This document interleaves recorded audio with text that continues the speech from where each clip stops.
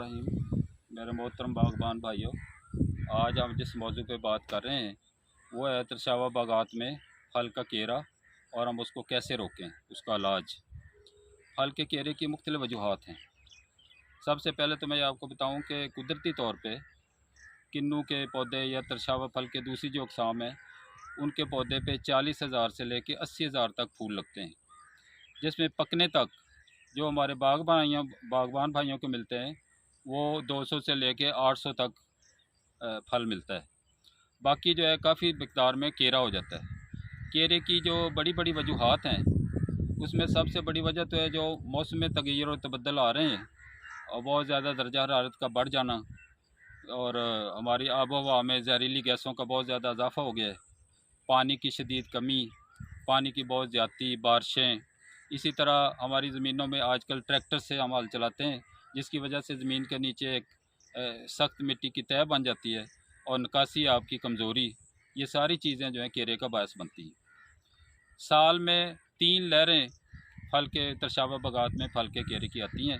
एक फल बनने के फ़ौरन बाद अप्रैल मई में, और उसके बाद जो दूसरा केरा पड़ता है मई जून में जब सख्त गर्मी होती है, और तीसरा केरा जो है जो सबसे ज़्यादा तकलीफ़ दे और नुकसानदेह होता है वो फल पकने से पहले। इसकी ख़ास तौर पे वजह ये होती है कि फल की डंडी पे मेलानोज़ की वजह से या स्टेम एंड रॉट फाइटोप्थरा फंगस जो है वो उसकी वजह से केरा होता है। जो आजकल जब मौसम जा रहा है मई जून में, तो पौधे जो हैं वो 1 हफ़्ता या 10 दिन तक गर्मी को बर्दाश्त कर लेते हैं, ख़ास तौर पे जब दर्जा हरारत 40 डिग्री सेंटीग्रेड से ज़्यादा जाता है। लेकिन जब मुसलसल दर्जा हरारत 40 डिग्री सेंटीग्रेड से ऊपर जाए तो फल में जो एथिलीन हार्मोन है उसकी मिकदार बहुत बढ़ जाती है और फल इस तरह से पीला होना शुरू हो जाता है। ये आप देख सकते हैं, ये पीला होके फल गिर गया है। ये एथिलीन हार्मोन इतना बढ़ जाता है कि उसकी वजह से फल का केरा शुरू हो जाता है।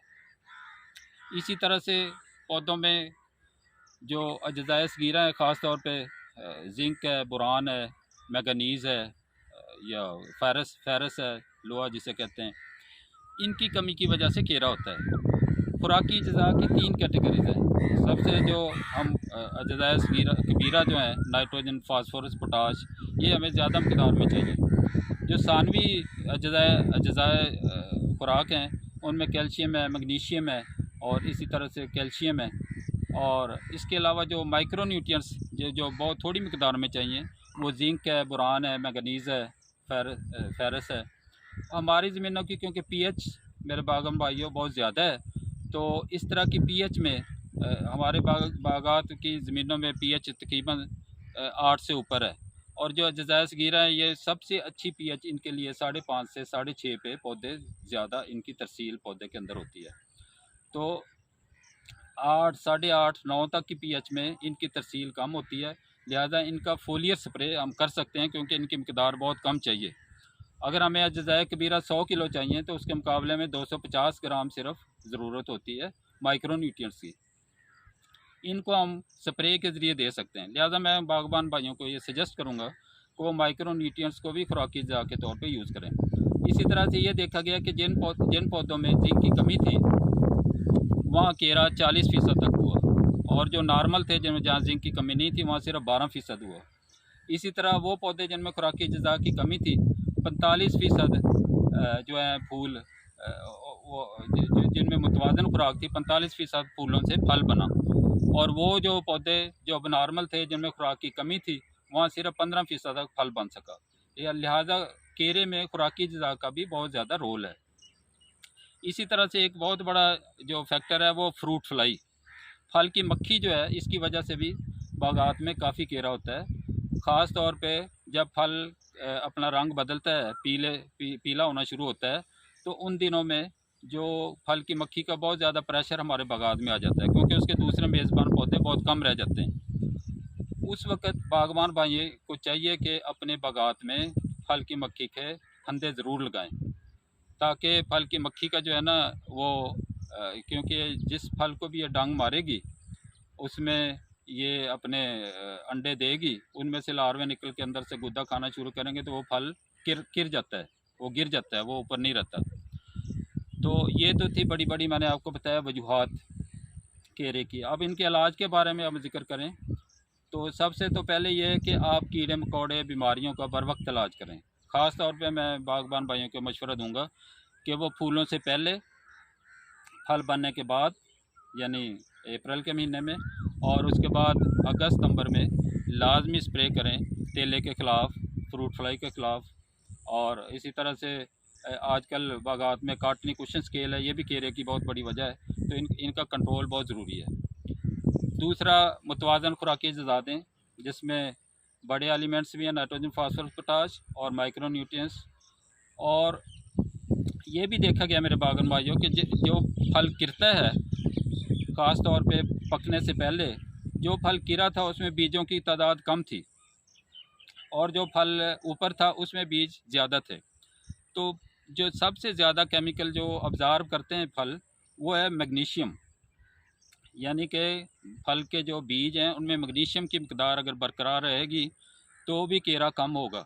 लिहाजा अब मैं अपने बागबान भाइयों को कहूँगा कि वो बाग में 5 से 10 किलो फ्लडिंग करें मैग्नीशियम सल्फेट की, उससे भी केरे पे फ़र्क पड़ेगा। इसी तरह से 2 किलो पोटाशियम नाइट्रेट 100 लीटर पानी में मिला के स्प्रे करने से भी केरे की कमी हुई।